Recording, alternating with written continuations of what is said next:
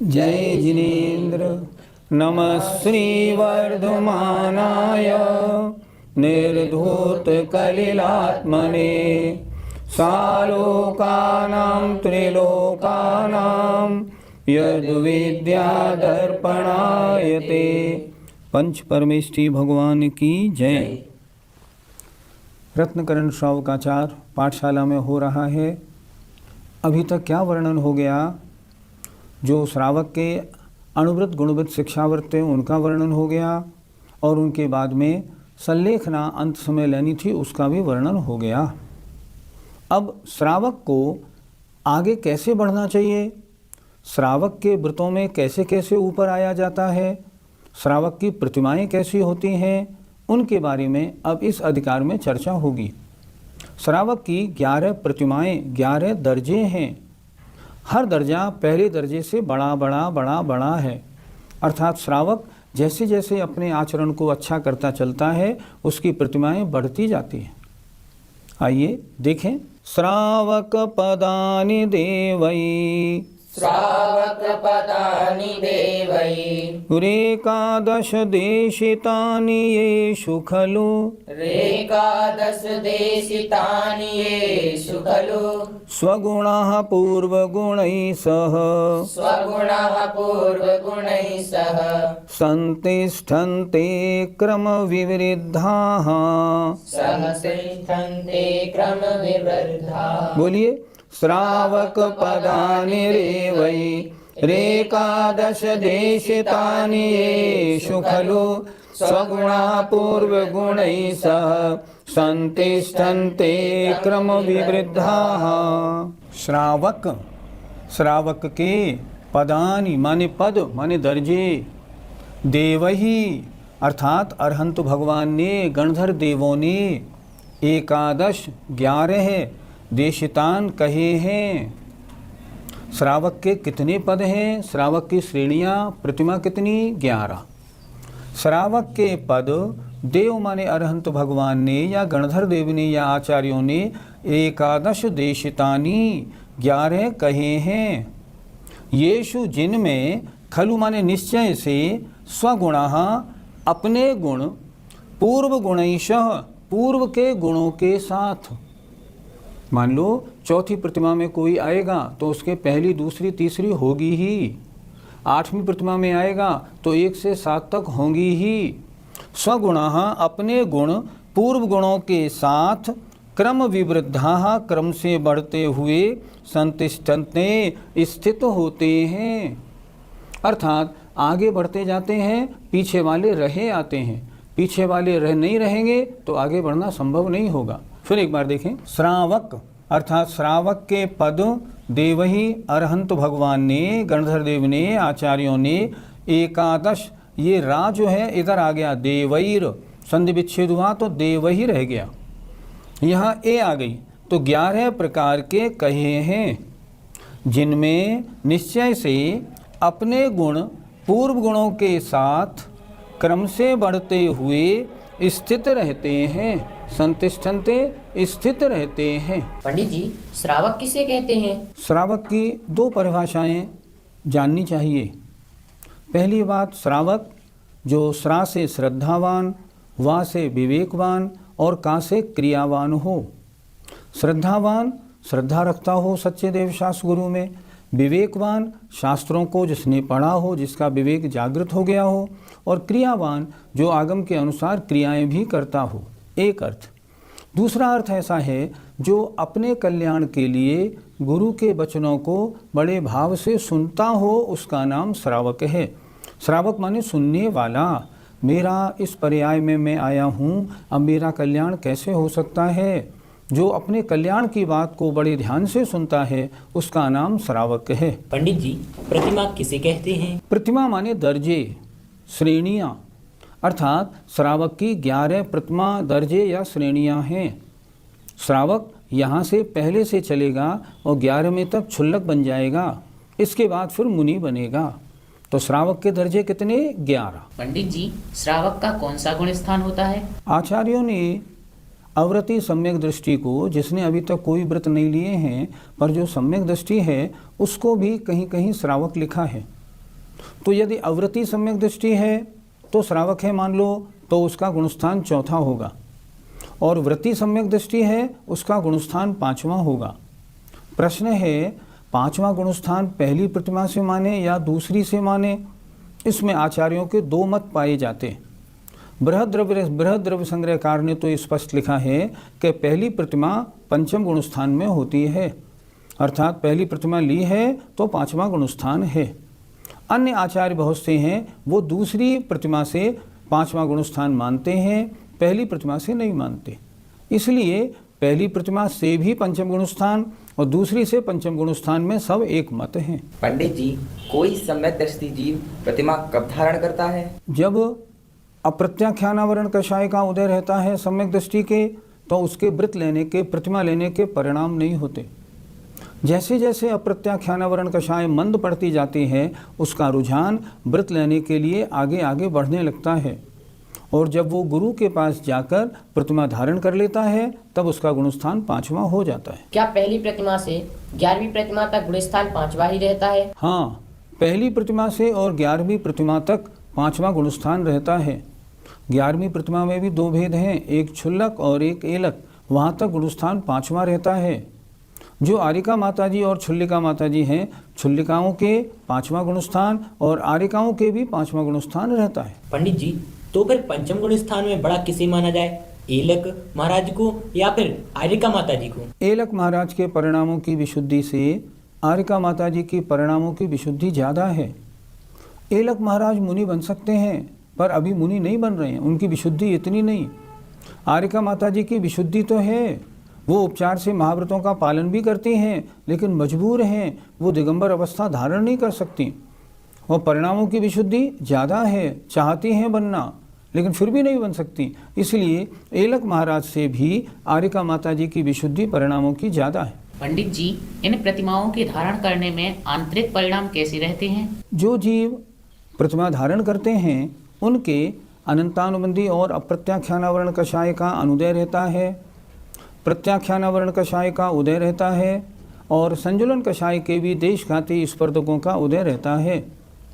यद्यपि संजुलन कषाय के देशघाती स्पर्धकों का उदय होने से सकल संयम होना चाहिए, लेकिन सकल संयम क्यों नहीं होता? क्योंकि प्रत्याख्यानावरण कषाय का उदय होता रहता है, इसलिए नहीं हो पाता।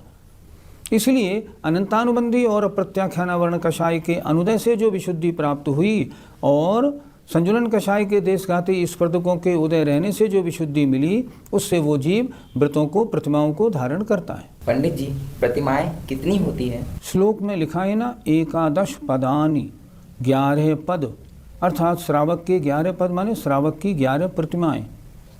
पहली दर्शन प्रतिमा, दूसरी व्रत प्रतिमा, तीसरी सामायिक प्रतिमा, चौथी प्रोष्ठोवास प्रतिमा, पांचवी सचित्त त्याग प्रतिमा, छठी रात्रि भोजन या दिवा मैथुन त्याग प्रतिमा, सातवीं ब्रह्मचर्य प्रतिमा, आठवीं आरंभ त्याग प्रतिमा, नौवीं परिग्रह त्याग प्रतिमा, 10वीं अनुमति त्याग प्रतिमा और 11वीं उद्दिष्ट त्याग प्रतिमा है। अब इनका स्वरूप एक एक का स्वरूप आगे बताया जाएगा। सम्यक दर्शन शुद्ध, सम्यक दर्शन शुद्ध, संसार शरीर भोग निर्विण्ण, संसार शरीर भोग निर्विण्ण, पंच गुरु चरण शरणो, पंच गुरु चरण शरणो, दर्शनिक तत्व पथ गृह्य, दर्शनिक तत्व पथ गृह्य। बोलो, सम्यक दर्शन शुद्ध, संसार शरीर भोग निर्विण्ण, पंच गुरु चरण शरणो, दर्शन कश तत्व पथ गृह्य। पहली प्रतिमा दर्शन प्रतिमा, इसका स्वरूप आचार्य बता रहे हैं।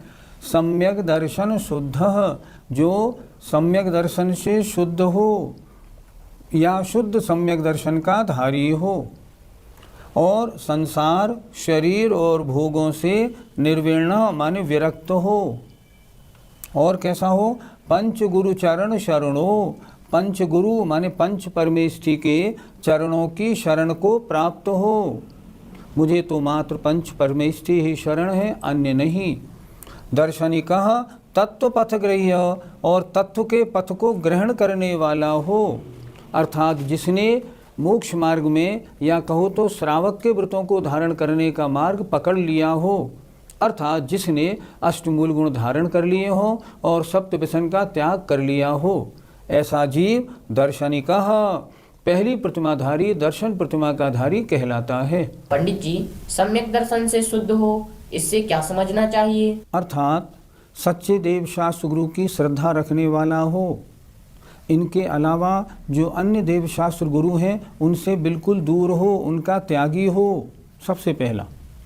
दूसरी बात, सम्यक दर्शन के 8 अंग और उनसे उल्टे जो 8 दोष हैं उनको जानता हो, सम्यक में 8 दोष न लगाता हो, 8 अंगों का पालन करता हो, 8 मदों से रहित हो, 6 अनायतन और 3 मूर्ताओं का त्यागी हो, अर्थात सम्यक दर्शन के 25 दोषों से जो रहित है, ऐसे को हम कहेंगे सम्यक दर्शन शुद्धः।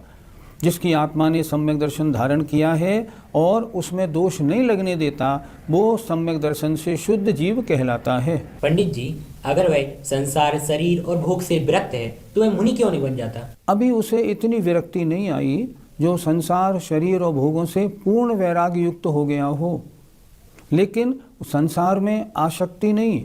सम्यक दृष्टि के 4 गुण हैं, प्रशम, संवेग, अनुकंपा, आस्तिक्य। संवेग गुण का धारी है तो संसार में रुचि नहीं, संसार से भयभीत है। इस भयभीत को यहाँ विरक्त कहा है।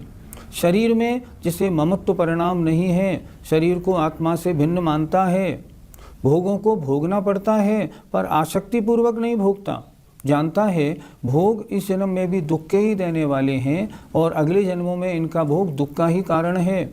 आत्मा को पतन कराने वाले आश्रव बंध के कारणभूत हैं, इन भोगों में आसक्ति नहीं रखनी है।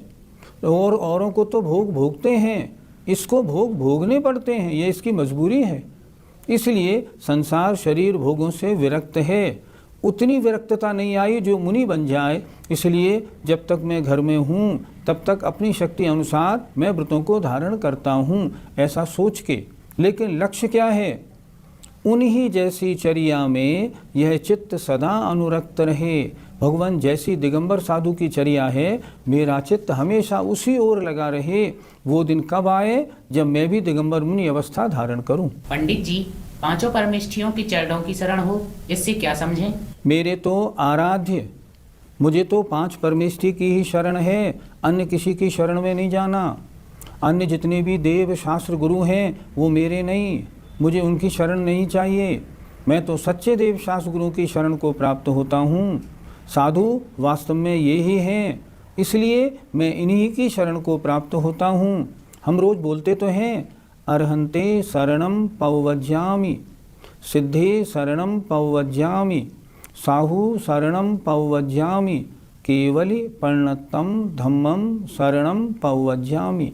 ये उसके हृदय में बसा हुआ है। शरण है तो इन्हीं की है। क्यों? ये सर्वश्रेष्ठ हैं, ये मांगलिक हैं, इनके अलावा किनकी शरण में जाऊं?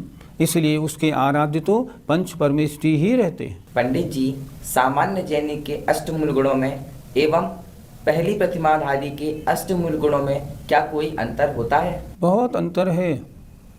जिसने सामान्य से अष्टमूल गुण धारण किए हैं वो उन मूल गुणों के अतिचारों की ओर दृष्टि नहीं देता। जैसे एग्जाम्पल, किसी ने मद्य त्याग किया है, मैं शराब का त्याग करता हूँ। अब मान लीजिए कोल्ड ड्रिंक में 1-2 बूंद अल्कोहल मिला है तो अभी उसने उसका त्याग नहीं किया।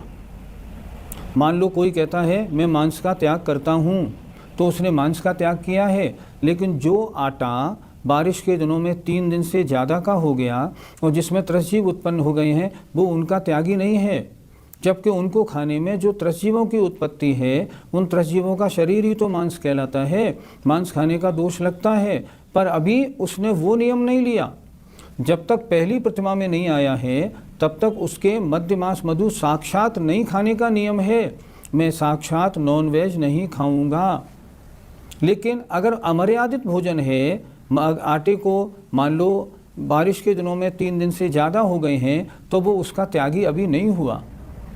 मान लो शहद का उसने त्याग किया है, लेकिन अगर किसी दवा में शहद पड़ा है तो उसका वो अभी त्यागी नहीं है। ये तो हमारे आपके अष्टमूल गुण हुए। लेकिन जो प्रतिमाधारी होगा जब पहली प्रतिमा में जाएगा तो अष्टमूल गुण में दोष नहीं लगने देगा। जैसे जितनी भी दवाइयाँ लिक्विड वाली होती हैं, पीने वाली दवाइयाँ होती हैं, उन पीने वाली दवाइयों को वैद्यों के आसव और अरिष्टों को पहली प्रतिमा वाला कभी नहीं लेगा। क्यों? वे सब मध्य की कोटि में आते हैं, उनको नहीं लेता। जो मर्यादित भोजन है उसी को लेगा, अमर्यादित को नहीं लेगा।